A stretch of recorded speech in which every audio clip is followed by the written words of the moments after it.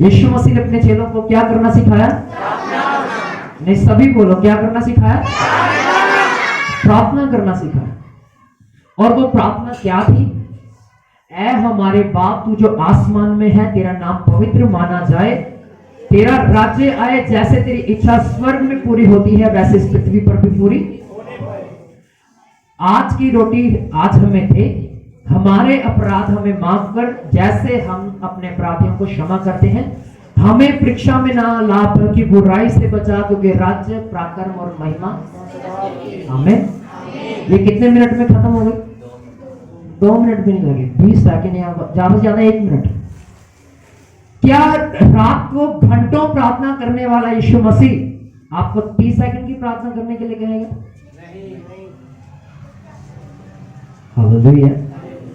क्या वो यीशु मसीह जो रात में प्रार्थना करता, तड़के खत्म करता था अपनी प्रार्थना, 4-4, 5-5 घंटे का जीवन व्यतीत करता था प्रार्थना में, क्या वो यीशु मसीह आपको 30 सेकंड की प्रार्थना करना सिखाएगा? नहीं। हालेलुया। और आज हम इस प्रार्थना की ओर नजर करेंगे कि एक्चुअल में ये प्रार्थना है क्या। Hallelujah, hallelujah, hallelujah. अपने पड़ोसी को बोलो, ध्यान से सुनना। आज हम बोलो, आज हम प्रार्थना करना सीखेंगे। आमीन। यार अपने पड़ोसी की ओर तो देखो, मेरे मुंह की तरफ देख रहे हैं। फिर से कहो, आज हम प्रार्थना करना सीखेंगे। नहीं, सभी नहीं देख रहे अपने पड़ोसी की तरफ, सभी देखो एक दूसरे की तरफ। आज हम प्रार्थना करना सीखेंगे। Hallelujah, hallelujah. तो आइए निकालें मत्ती की किताब 6 अध्याय। आज हम जानेंगे कि प्रार्थना, सबसे पहले हम ये जानेंगे कि प्रार्थना कैसे नहीं करनी चाहिए। क्या चीज? हमें प्रार्थना कैसे नहीं करनी चाहिए। फिर हम सीखेंगे कि हमें प्रार्थना कहां करनी चाहिए। दूसरी बात क्या है? हमें प्रार्थना कहां करनी चाहिए। तीसरी बात जो सबसे महत्वपूर्ण है, हम उसके ऊपर जाएंगे कि हमें प्रार्थना कैसे करनी चाहिए। तीसरी बात क्या? हमें प्रार्थना कैसे करनी चाहिए। सबसे पहले मैं आपको बताना चाहता हूं, जिसने ये प्रार्थना सिखाई, पहले हम उसके जीवन की ओर देखेंगे। ये प्रार्थना अपने चेलों को किसने सिखाई? यीशु मसीह ने। किसने सिखाया? और यीशु मसीह का जीवन, बाइबल कहती है, बचपन से ही बड़ा ही सामर्थी रहा। शैतान उसे गर्भ में ही मारने का प्रयास करता रहा। शैतान को पता था अगर ये पैदा हो गया तो मेरा राज्य खत्म हो जाएगा। हालेलुया। और बाइबल कहती है कि उसने एक हेरोदेस राजा के मन में एक बात डलवाई कि सभी अपने अपने इधर वापस अपने घर में आए और जनगणना होगी उस समय कि कितने लोग इजरायली हैं, कितने बाहर के हैं, कितने लोग यरूशलेम के हैं। हालेलुया। और उस समय शैतान ने ये बात राजा हेरोदेस के हृदय में डाली, और उस समय जो मरियम थी गर्भवती थी। हालेलुया। और उसके पेट में पवित्र आत्मा की सामर्थ्य के द्वारा एक बच्चा था जिसका नाम था यीशु मसीह। और बाइबल में लिखा, उसे सराय में जगह ना मिली, उसे खुरली में जाना पड़ा। खुरली में जाने का मतलब चरनी में जाना पड़ा, जहां अस्तबल होता है, घोड़े बंधे होते हैं, गधे होते हैं, खच्चर होते हैं, वहां पर यीशु मसीह ने जन्म लिया। हालेलुया। और फिर बाइबल में लिखा, जैसे जैसे यीशु मसीह बढ़ने लगा, उसके अंदर अभिषेक, सामर्थ्य और बुद्धि बढ़ती चली गई।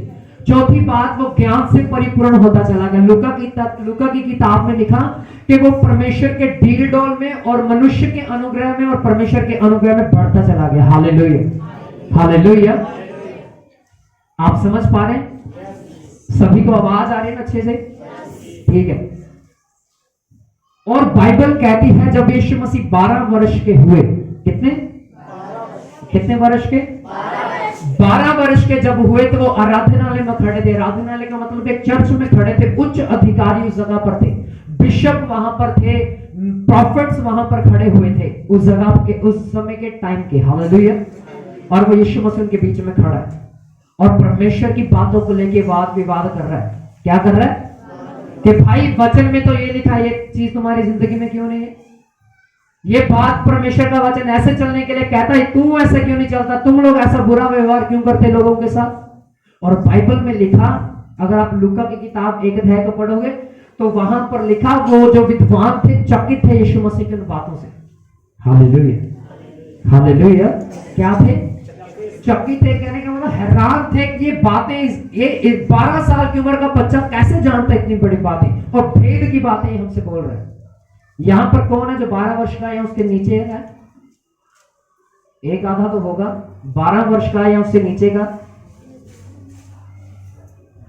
कितने की? 10 साल। खड़ा होना 1 मिनट।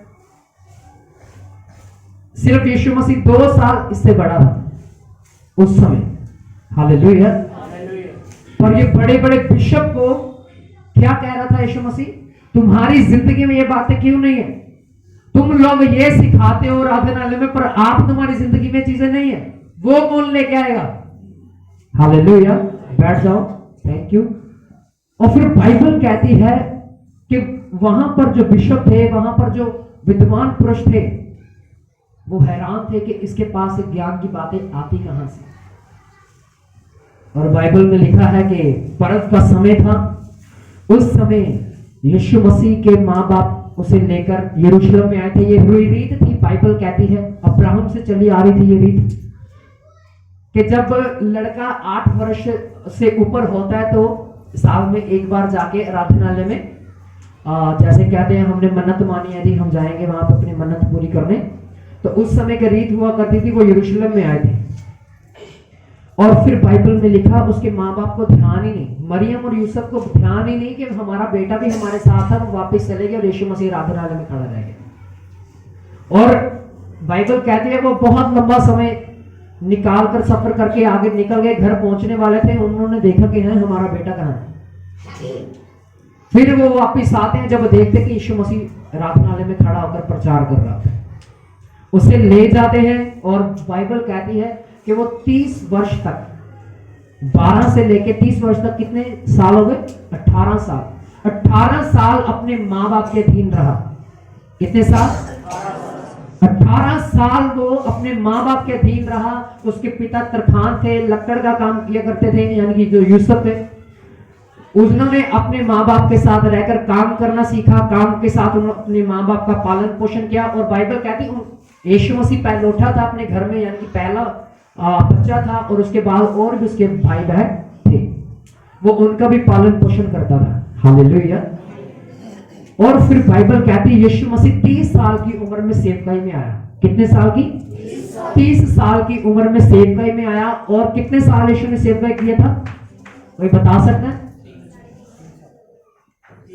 3 साल वाले हाथ उठाओ।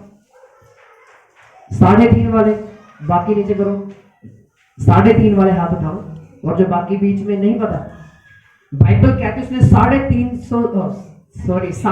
साल उसने सेवकाई किया। कितना? 3.5 साल उसने मिनिस्ट्री किया, सेवकाई किया, सिर्फ 3.5 साल। और बाइबल कहती है कि उसके द्वारा बहुत से लोग बचाए गए, बीमारियों से, शैतान के चक्रों से। अंधे चले, अंधों ने देखा, लंगड़े चले, बहरों ने सुना, कोढ़ी शुद्ध किए गए, मुर्दे जिलाए गए, अधरंगी शुद्ध किए गए। हालेलुया। हर एक काम उसके द्वारा हुआ। और ये था स्टार्टिंग का हिस्सा जो यीशु मसीह का था।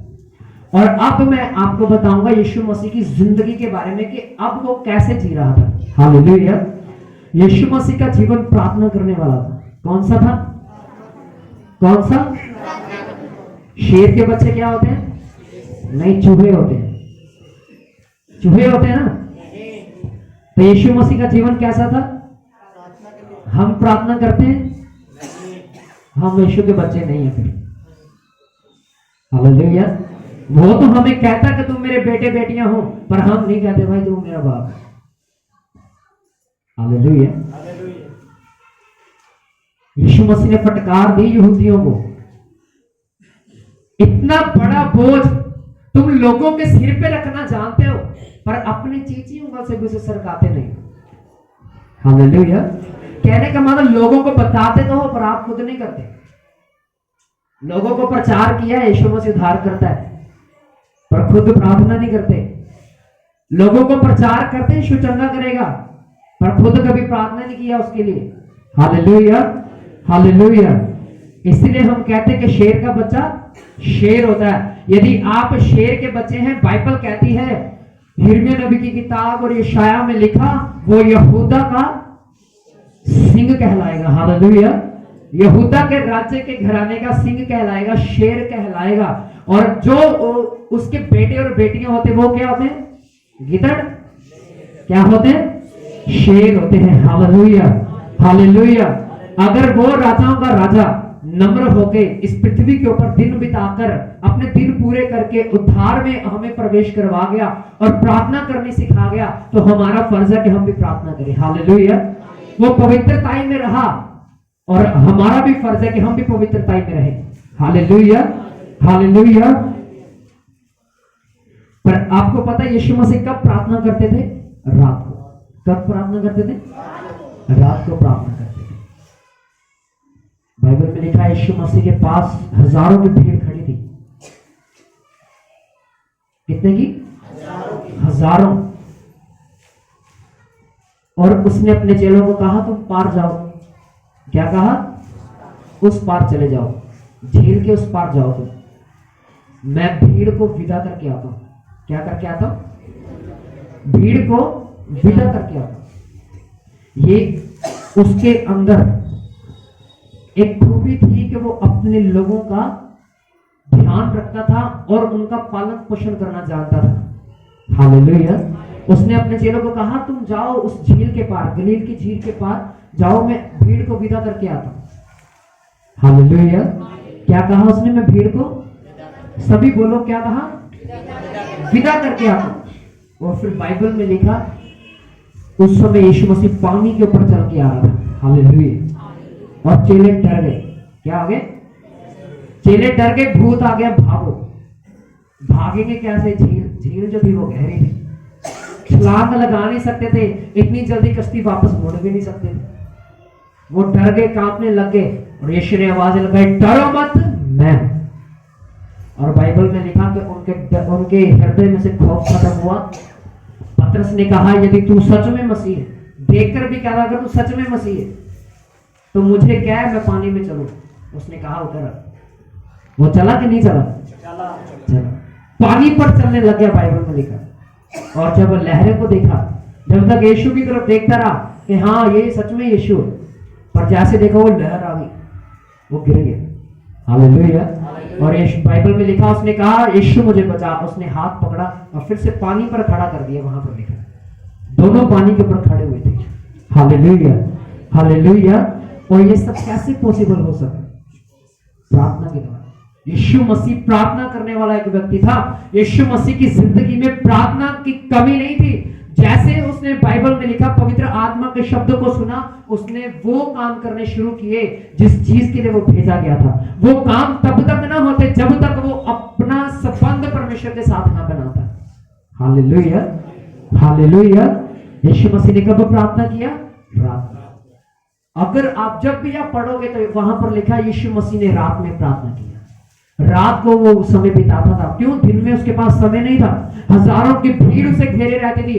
बाइबल में लिखा बहुत बार उसे खाना खाने का भी समय नहीं मिलता था और भीड़ के साथ वो समय बिताता था। हालेलुया। तो हमारा जीवन कैसा होना चाहिए? प्रार्थना वाला जीवन होना चाहिए। कौन सा जीवन होना चाहिए? प्रार्थना वाला जीवन होना चाहिए। अगर आप ओल्ड टेस्टामेंट को पढ़ोगे तो आप पुराने नबियों को देखोगे तो वो ऐसे नबी नहीं बन गए। जब राजा दाऊद को मसा किया गया, किसको? राजा दाऊद, वो 12 वर्ष का था। वो भी कितने वर्ष का? 12 वर्ष का। और बाइबल कहती जब उसे मसा किया गया वो तभी राजा नहीं बन गया था, वो तभी वो सिंहासन पर नहीं बिठा दिया गया था। उसको मेहनत करनी पड़ी थी, प्रार्थनाएं करनी पड़ी थी, परमेश्वर के साथ चलने की, उसके वचनों को पूरा करने की जरूरत पड़ रही, तभी वो सिंहासन पर पहुंच पाया था।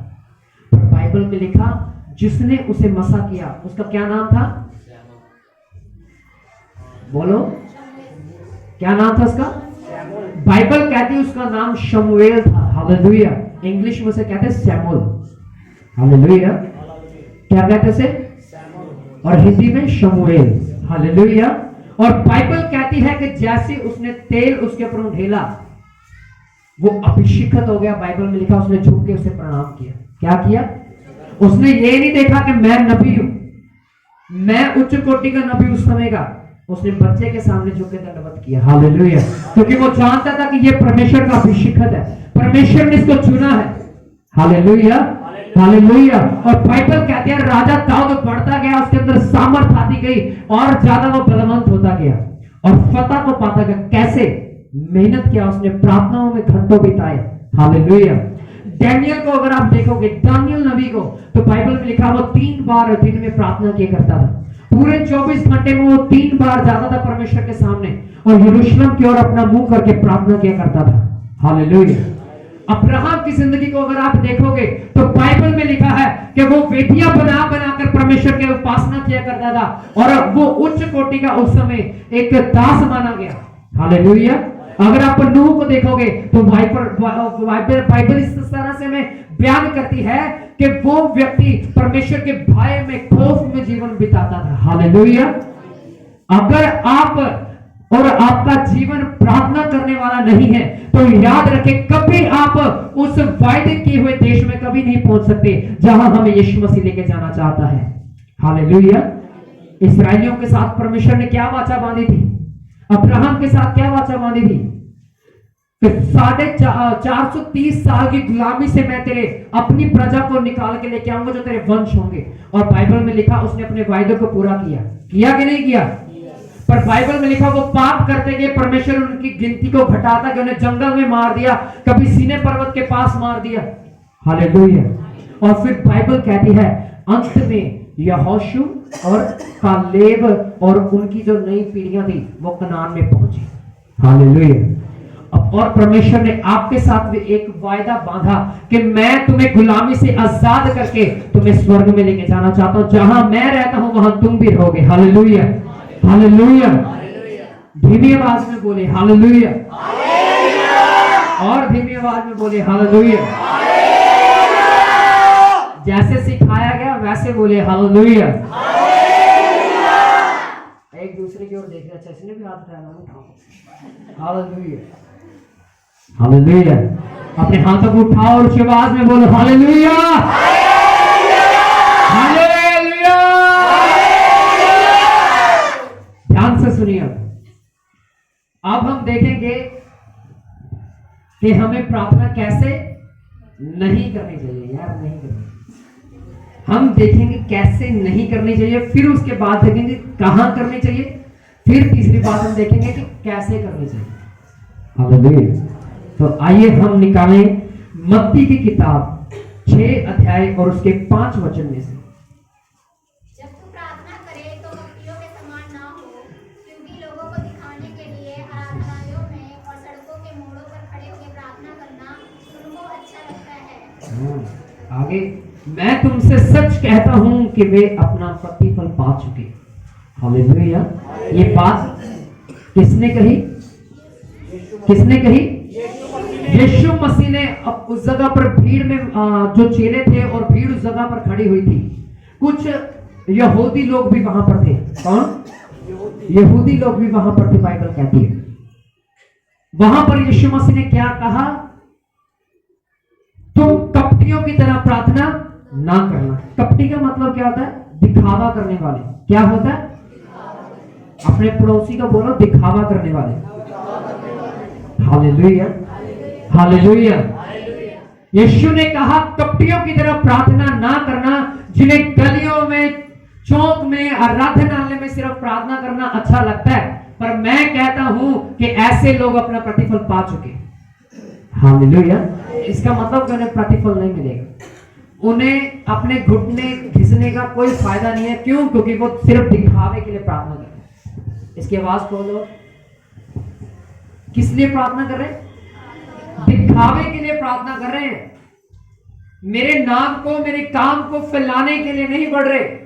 प्रार्थना इसलिए नहीं कर रहे कि मैं उनके लिए इस जगह पर हूं, परमेश्वर ने मुझे उनके लिए भेजा। वो इसलिए प्रार्थना करते हैं कि लोग उन्हें धर्मी ठहराएं। हालेलुया। किस लिए प्रार्थना कर रहे हैं? कि लोग उन्हें देखें और कहें वाह धन धन की पई है। हालेलुया। कितनी बढ़िया प्रार्थना करता, कितने बढ़िया वचन बोलता।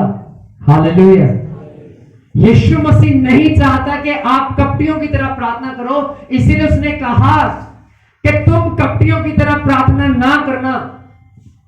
पर मैं ये कहता हूं कि जब तू प्रार्थना करे तो अपना द्वार बंद करना। हालेलुया। हालेलुया।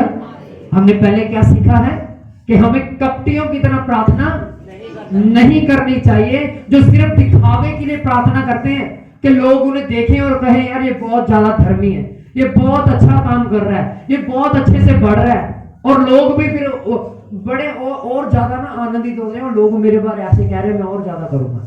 हालेलुया। और परमेश्वर कहता है ऐसी प्रार्थना मैं पसंद नहीं करता। और अब हम देखेंगे कि यीशु मसीह ने असल में हमें प्रार्थना करने के लिए कहां अलाउ किया कि तुम प्रार्थना करना।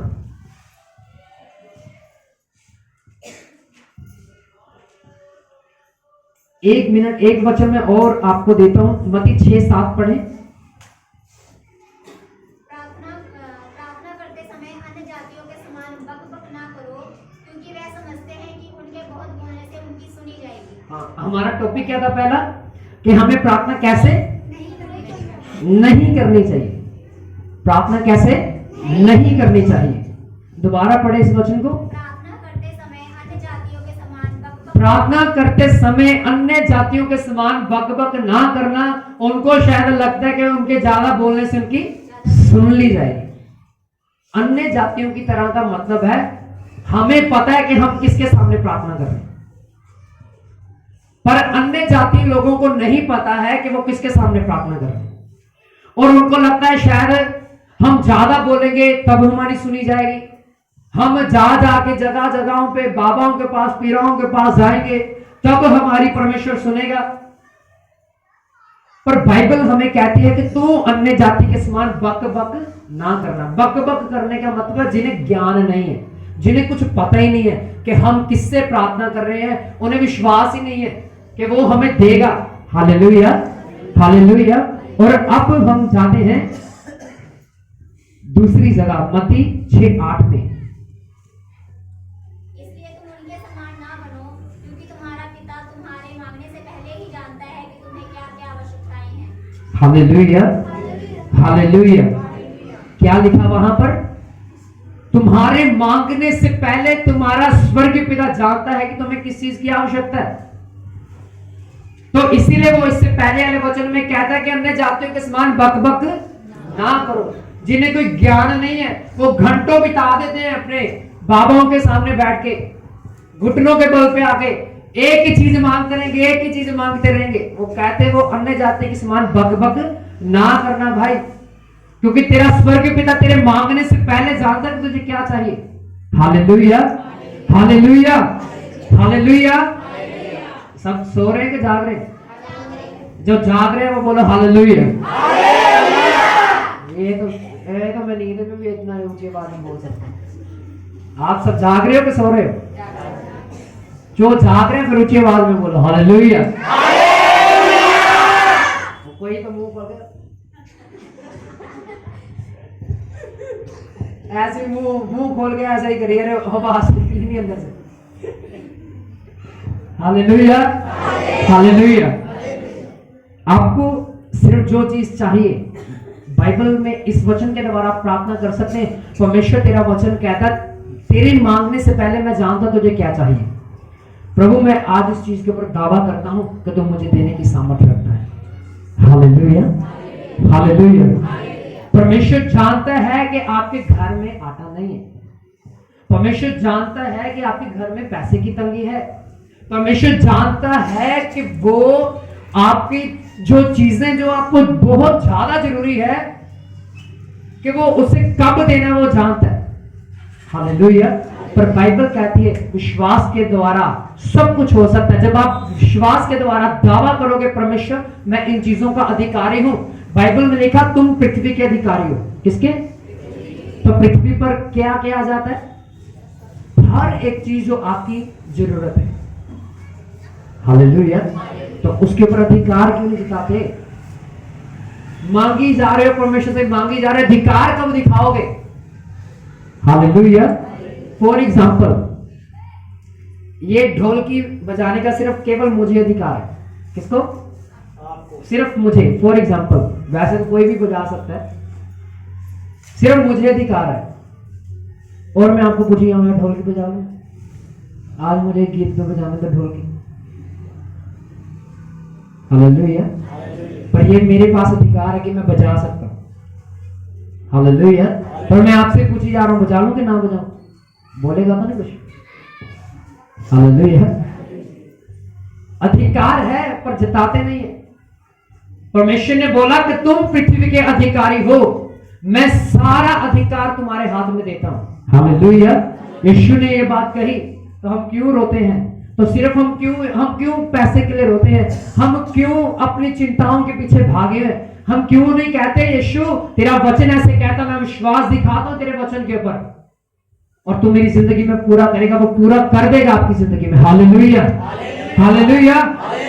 और अब हम देखेंगे कि प्रार्थना कहां करनी चाहिए। हालेलुया।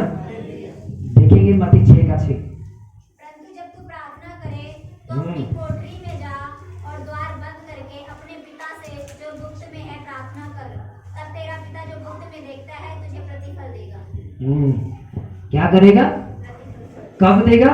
जब गुप्त में प्रार्थना करेगा। हालेलुया। इधर बैठ के लोग अंगीकार कर रहे होते हैं,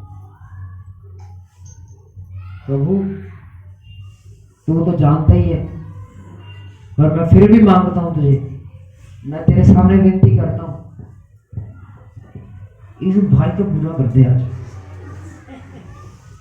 हालेलुया। इसने मुझे सताया था। Hallelujah, hallelujah. क्या कहते हैं? इसने मुझे दुख पहुंचाया, दिल के पार हो गया तीर जो उसने बोला। Hallelujah, hallelujah. और लोग उन बातों को ज्यादा करते हैं जो बाइबल में लिखा कि नहीं करनी, खास करके प्रार्थनाओं के बारे में। जिन प्रार्थनाओं के विषय में बाइबल कहती है कि जब तू प्रार्थना करेगा तो मैं तेरी सुनूंगा, ये इस वचन को पकड़ लेते हैं। पर इस वचन की ओर भी देखो जो कहता है कि जा अपने घर में द्वार को बंद कर ले, अपने पिता के सामने जो गुप्त में है, जो तेरी सुनता है, उसके सामने विनम्रता से विनती कर, तब वो तेरी प्रार्थना को उत्तर देगा। Hallelujah, hallelujah. अगर मुझे भाई विवेक से 1000 रुपया चाहिए, भाई आना उठ के एक मिनट ऊपर, मान लो अब मुझे इस भाई से 1000 रुपया चाहिए, इधर आओ उठ के, और आप ये चिंता भी नहीं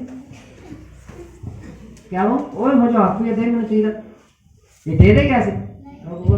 चलो पास्टर होगा अपनी जगह पे कैसे? हालेलुया। पर अगर मैं कहूँगा भाई यार मुझे ना 1000 रुपये की जरूरत है, प्लीज अगर आपके पास है तो दे दो, तो ये क्या करेगा? वो ले ले देगा कि नहीं देगा? प्रभु दे फिर नहीं देगा।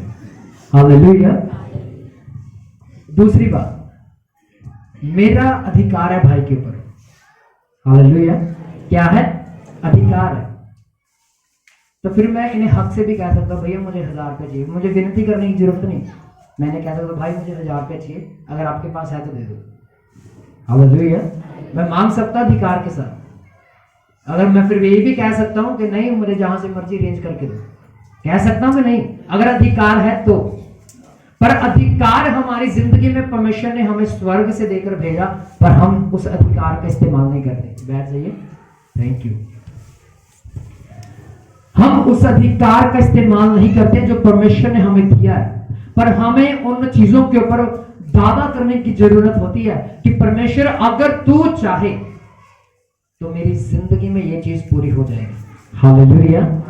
पहले तो दावा कर दो, दूसरी बात उसकी इच्छा को मांगो। हालेलुया। कहो कि परमेश्वर मैं इस चीज के ऊपर दावा करता हूं, ये मुझे मिल चुकी है, तब अगर तेरी इच्छा हो तो। Hallelujah, hallelujah. और आगे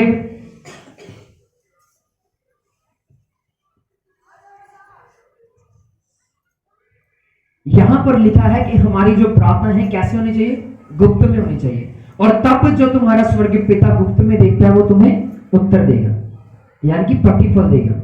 हालेलुया। अपने पड़ोसी की ओर देखिए और उन्हें कहिए हमें वो प्रतिफल देगा, हमें वो प्रतिफल देगा। और अब ये कहिए तब देगा जब हम गुप्त में प्रार्थना करेंगे। गुप्त में प्रार्थना करने का मतलब सिर्फ आपकी प्रार्थना आपके बीच में और आपके परमेश्वर के बीच में होनी चाहिए, लोगों को दिखाने वाली प्रार्थना नहीं करनी है। Hallelujah, hallelujah. आप समझ पा रहे हैं? बोर तो नहीं हो रहे? बोरिंग सा तो नहीं लग रहा प्रचार? हालेलुया। और अब जो मेन पॉइंट है वो है कि हमें प्रार्थना कैसे करनी चाहिए। यीशु मसीह ने अब अपने चेलों को प्रार्थना करना सिखाया। इस जगह पर मत्ती में तो ऐसा नहीं लिखा कि यीशु मसीह के चेलों ने उससे कहा कि हमें प्रार्थना करना सिखा, पर आई थिंक यूहन्ना में या लूका में लिखा है कि वहां पर लिखा उसके चेले यीशु मसीह के पास आए और उन्होंने कहा कि जैसे यूहन्ना ने अपने चेलों को प्रार्थना करना सिखाया है वैसे आप भी हमें प्रार्थना करना सिखाइए। और उसके बाद फिर यहां पर यीशु मसीह ने उन्हें प्रार्थना करना सिखाया। अब क्या है पहला पॉइंट पढ़े, मत्ती 6:9।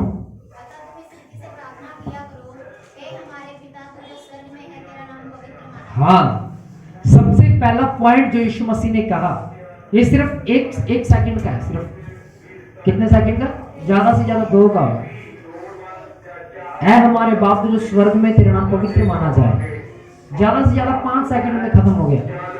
पर इसमें आपको पता, जब मैं प्रार्थना करता हूं तो मैं सिर्फ इन 3-4 वचनों को लेकर घंटों बैठा रहता हूं। हालेलुया।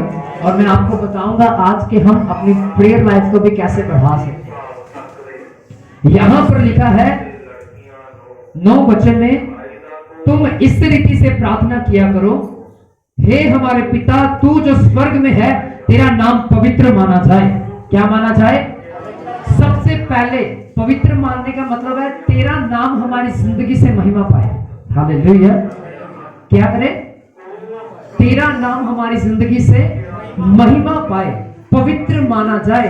वो पवित्रता ही आपकी जिंदगियों में तब झलकेगी जब आप परमेश्वर के सामने इस बात का दावा करेंगे कि परमेश्वर वो तूने अधिकार हमें दिए हैं, उस अधिकार के द्वारा आज मैं उन शारीरिक लालसाओं को, उन शारीरिक पापों को डांटता हूं यीशु के नाम से कि मेरी जिंदगी से, मेरे जीवन से निकल जाए। और बाइबल में लिखा, फिर यीशु ने कहा कि तब तुम्हारी जिंदगी में पवित्रता प्रवेश करेगी और तुम्हारी जिंदगी से मेरा नाम पवित्र माना जाएगा। Hallelujah, hallelujah. हमारे चरित्र के द्वारा, हमारे कैरेक्टर के द्वारा, हमारे चाल चलन के द्वारा परमेश्वर का नाम पवित्र माना जाना चाहिए। Hallelujah, hallelujah. फिर आगे लिखा है, तेरा राज्य आए, तेरी इच्छा जैसे स्वर्ग में पूरी होती है वैसे पृथ्वी पर भी क्या हो? पूरी हो। अब राज्य कहां आना चाहिए? पृथ्वी पर का। हालेलुया। क्या लिखा? तेरा राज्य आए। कहां पर? पृथ्वी पर। तेरा राज्य आए जैसे तेरी इच्छा स्वर्ग में पूरी होती वैसे इस पृथ्वी पर भी पूरी। हालेलुया। आपको पता है बाइबल कहती है कि जिब्राइल और मिकाएल जैसे स्वर्गदूत परमेश्वर के सामने खड़े रहते हैं, कब हमें ऑर्डर मिलेगा और हम कब काम करेंगे। हालेलुया। उसकी मर्जी स्वर्ग में पूरी हो रही है कि उसके लोग उसकी उपासना करें, पवित्रता में रहें, और वहां वैसा चल भी रहा है। पर यहां पर यीशु ने कहा इस पृथ्वी पर मेरी मर्जी पूरी नहीं हो रही, सिर्फ शैतान की मर्जी पूरी, शैतान के पीछे लोग जा रहे हैं। और इसीलिए यीशु ने कहा कि तेरा राज्य आए, जैसे तेरी इच्छा स्वर्ग में पूरी होती वैसे पृथ्वी पर भी पूरी हो। सबसे पहले राज्य आपकी जिंदगी में आना चाहिए परमेश्वर का। इस पृथ्वी पर तो बाद की बात है, पहले आपकी जिंदगी में परमेश्वर का राज्य आना चाहिए। उसका राज्य आपकी आंखों के ऊपर, उसका राज्य आपके सुनने के ऊपर, उसका राज्य आपके बोलने के ऊपर, उसका राज्य आपके चाल चलन के ऊपर दिखना चाहिए। Hallelujah, hallelujah. फॉर एग्जाम्पल, किसी व्यक्ति ने अपने घर में नौकरों को रखा है। किसको रखा है? अब उन नौकरों के ऊपर अधिकार किसका होगा? किसका होगा? मालिक का होगा जो उसे पेमेंट देता है, जो पैसे देता है। क्या देता है? और जो कुछ मालिक कहेगा वो करेगा। करेगा कि नहीं करेगा? अगर नहीं करेगा तो सोने वाले बोलो हालेलुया।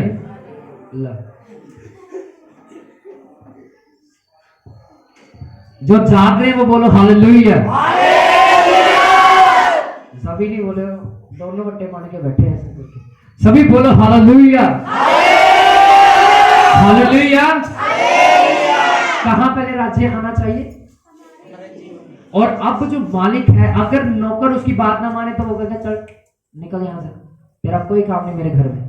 कहेगा कि नहीं कहेगा? या और पैसे देगा उनको, निकाल देगा। हालेलुया। पहले उसका राज्य हमारी जिंदगी में नजर आना चाहिए। अगर उसका राज्य हमारी जिंदगी में नहीं आएगा तो याद रखिए, जब हमारा न्याय हो रहा होगा वो कहेगा मैं तो तुझे दे रहा था, अपना राज्य तेरे में मैं जाहिर करना चाहता था, पर तूने अपने अंदर वो राज्य जाहिर होने नहीं दिया। अब मैं तुझे नहीं जानता तू कौन है। हालेलुया। हालेलुया। फिर लिखा तेरा राज्य है, तेरी इच्छा जैसे स्वर्ग में पूरी होती वैसे इस पृथ्वी पर भी पूरी होने पाए। पहले आप प्रार्थना कर सकते हैं कि परमेश्वर तेरा नाम मेरी जिंदगी में पवित्र माना जाए। मैं तुझे धन्य कहूं, मेरी जिंदगी में ऐसे काम कर, मेरी जिंदगी में तू काम नहीं करेगा मैं फिर भी तुझे धन्य कहूंगा। हालेलुया। फिर हम ये प्रार्थना कर सकते हैं कि परमेश्वर तेरा राज्य मेरी जिंदगी में आए, मेरी आंखों के ऊपर जो पाप करवाती हैं, कान के ऊपर जो बुरा सुनने की लालसा करते हैं, जुबान के ऊपर तेरा राज्य आए जो बुरा बोलने में मेरी सहायता करती है, मेरे दिल में जहां पाप भरा हुआ है परमेश्वर वहां पर तेरा राज्य आए। मेरी जिंदगी का हर एक हिस्सा तेरी सामर्थ्य के द्वारा रोशन होने पाए। तेरा राज्य पहले मेरी जिंदगी में आए। हालेलुया। फिर पृथ्वी पर आएगा। जब आपके अंदर आएगा पृथ्वी में अपने आप एंटर हो जाएगा। हालेलुया। हालेलुया। तो क्या करना है? परमेश्वर के राज्य को अपने अंदर मांगना है पहले, फिर वो राज्य आपके बाहर नजर आएगा।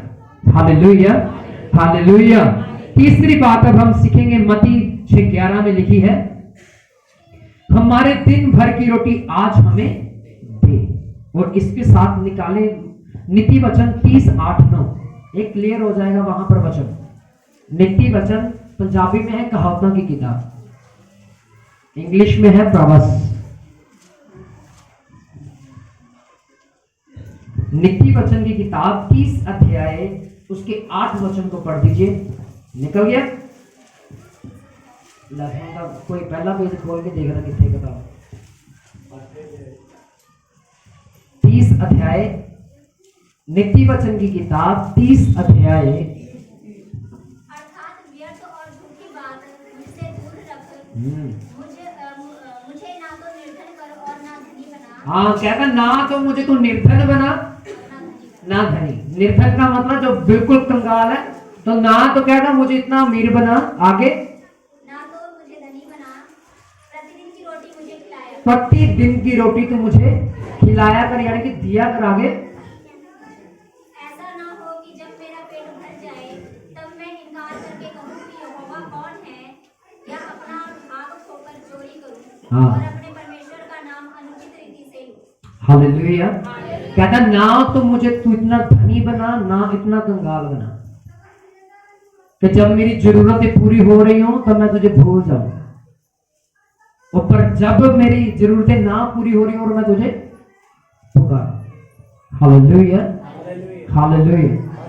वो कहता ना तो मुझे तू इतना धनी बनाना ना इतना कंगाल बनाना, पर ऐसा मुझे बनाना कि मैं सिर्फ और सिर्फ तेरी महिमा करने के योग्य ठहरूं। और मत्ती 6:11 में क्या लिखा था? वहां पर लिखा दिन भर की रोटी आज हमें दे। हालेलुया। आप इसके द्वारा भी प्रार्थना कर सकते हो कि परमेश्वर ये रोटी तुम मुझे दे, यानी कि फिजिकली या स्पिरिचुअली है, दो तरह की रोटी होती है। हालेलुया। कितने लोग हैं जो खाना खा के आए? वो आपकी शारीरिक रोटी है। कौन सी? वो आपकी फिजिकली रोटी है, पर जो आत्मा की रोटी है वो क्या है? हाँ जी, क्या है? कौन सा वचन? परमेश्वर का, जो आपके हाथ में है, ये वचन। हालेलुया। ये वचन वो वचन है बाइबल में लिखा जो स्वर्ग से उतरा, और यीशु मसीह ने कहा कि मैं स्वर्ग से उतरी हुई रोटी हूं। और वो रोटी बाइबल में लिखा, यीशु मसीह ने कहा कि तुम परमेश्वर से मांगना कि आज की रोटी हमें देना। आगे लिखा है 12 वचन में, जिस प्रकार हमने अपने अपराधियों को क्षमा किया वैसे ही तू हमारे अपराधों को भी क्षमा कर। Hallelujah, hallelujah. कब अपराध क्षमा होंगे हमारे? है जब हम औरों के अपराध, औरों की गलतियां क्षमा करेंगे, तब हमारे अपराध क्षमा होंगे। फिर तो यीशु मसीह का लहू भी काम नहीं करेगा वहां पर, जब तक आप औरों को माफ नहीं करोगे। बाइबल कहती है ऐसा। हालेलुया। बाइबल में लिखा, जैसे हमने अपराधियों को, अपने अपराधियों को क्षमा किया वैसे ही तू हमारे अपराधों को भी क्या कर? क्षमा कर। आपने अपने अपराधियों को क्षमा किया? जितनों ने आपका दिल दुखाया, जितनों ने आपके विरोध में बोला, जितने आपके कर्जदार हैं, क्या आपने उन्हें क्षमा किया? हाँ जी, किया कि नहीं किया? जितनों ने किया अपने हाथ को उठाओ, देखो मैं कौन हूं। और जो बाकी नहीं उठा रहे उन्होंने नहीं किया। आधा हाथ नहीं उठाना, प्लस्तर थोड़ा ना आपके हाथ में, पूरा हाथ उठाओ। हालेलुया।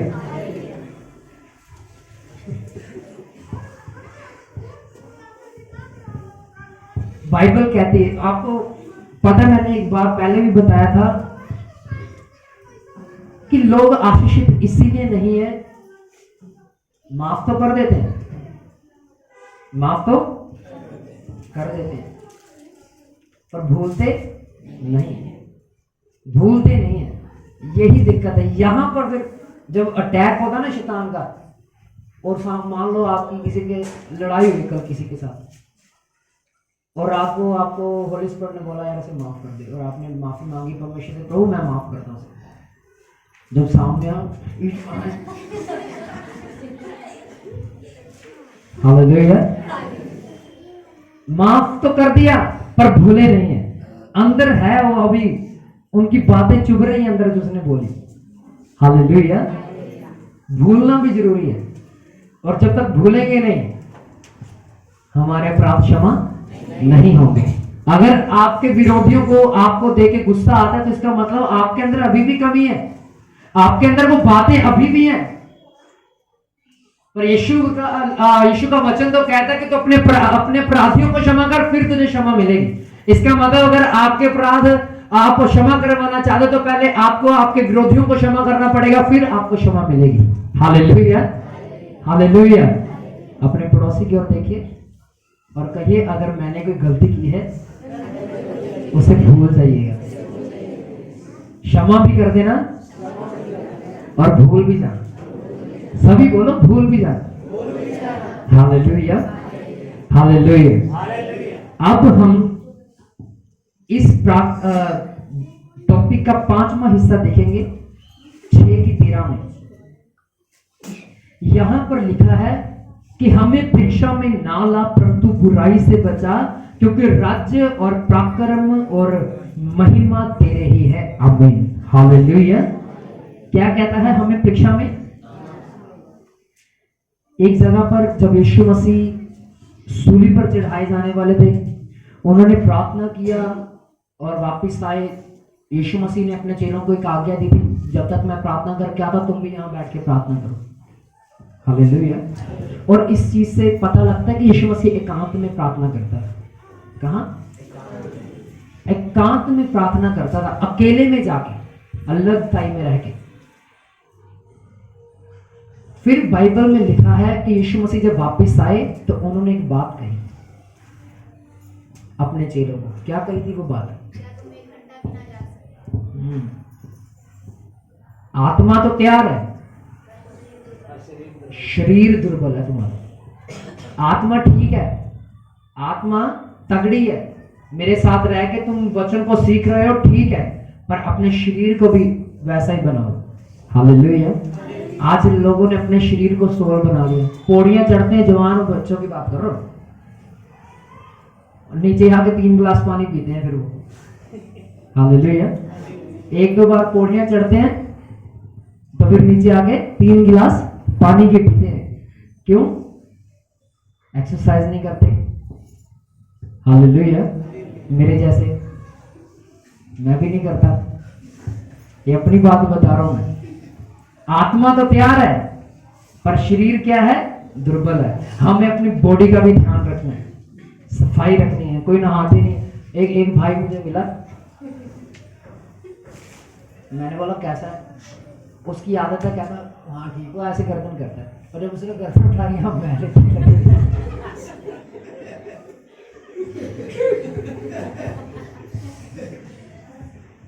हालेलुया। मैंने बोला भाई नहाता नहीं है, बस प्रार्थना में लगे रहते हैं।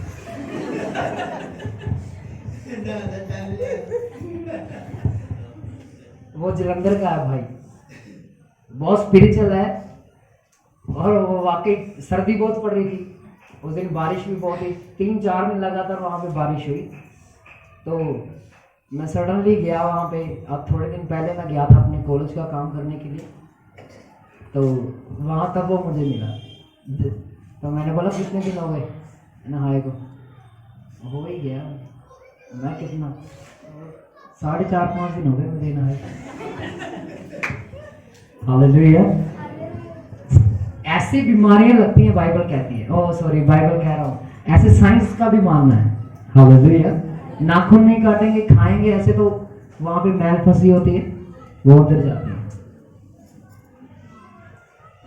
पहला कुरिन्थियों 3:16 में लिखा, तुम्हारी देह मेरा मंदिर है। क्या है? तुम्हारा शरीर मेरा मंदिर है, अर्थात पवित्र आत्मा का मंदिर है। जो कोई इसे नाश करेगा मैं उसे नाश कर दूंगा। हालेलुया। तो अपने शरीर का भी ध्यान रखिए। आत्मा को तो रखना ही है, शरीर का भी क्या करना है? ध्यान रखना है। हालेलुया। हालेलुया। यहां पर लिखा है, हमें परीक्षा में ना ला बल्कि बुराई से बचा, क्योंकि राज्य पराक्रम और महिमा तेरे ही हैं। हालेलुया। हालेलुया। कहां ना ला? हमें परीक्षा में ना लेके आ। बाइबल में लिखा है कि यीशु मसीह ने कहा प्रार्थना में लगे रहो कि तुम्हारी परीक्षा ना हो। याकूब की किताब 3 अध्याय में लिखा, इंसान अपनी शारीरिक अभिलाषाओं में खिंच के परीक्षा में पड़ता है। कोई व्यक्ति ये ना कहे कि परमेश्वर उनकी ताड़ना करता है, पर कुरिन्थियों की किताब कहती है, पतरस की किताब भी कहती, परमेश्वर भी ताड़ना करता है। हालेलुया। जब तक वो तुम्हें कोड़े ना लगाए तब तक वो तुम्हें अपना पुत्र या अपनी संतान नहीं कहेगा। हालेलुया। इस वचन से हमें 2 चीजें देखने को मिलती है कि परमेश्वर ही हमारी ताड़ना करता है। दूसरी बात, यानी कि पहली बात, परमेश्वर हमारी परीक्षा करता है, वो हमें खुद परीक्षा में जाने दे। दूसरी बात वो क्या कहता है कि कोई व्यक्ति ये ना कहे कि परमेश्वर की ओर से उसकी परीक्षा आती है। इंसान अपनी शारीरिक अभिलाषों में फंस कर परीक्षाओं में जाता है। हालेलुया। हालेलुया। मेरे पास इतना समय नहीं है कि मैं इस वचन को खोलकर आपको पढ़ा सकूं। हालेलुया। पर याद रखिए, पहले हमने सीखा है कि हमें प्रार्थना नहीं करनी। हमें पहले क्या सीखा? प्रार्थना कैसे नहीं करनी चाहिए। दूसरी बात हमने क्या सीखी है? कहां करनी चाहिए। तीसरी बात कैसे करनी चाहिए। पहली बात क्या सीखी है? कैसे नहीं करनी चाहिए। सभी बोलो, कपटियों के समान नहीं करनी चाहिए, दिखावे की प्रार्थना नहीं करनी चाहिए। दूसरी बात, आगे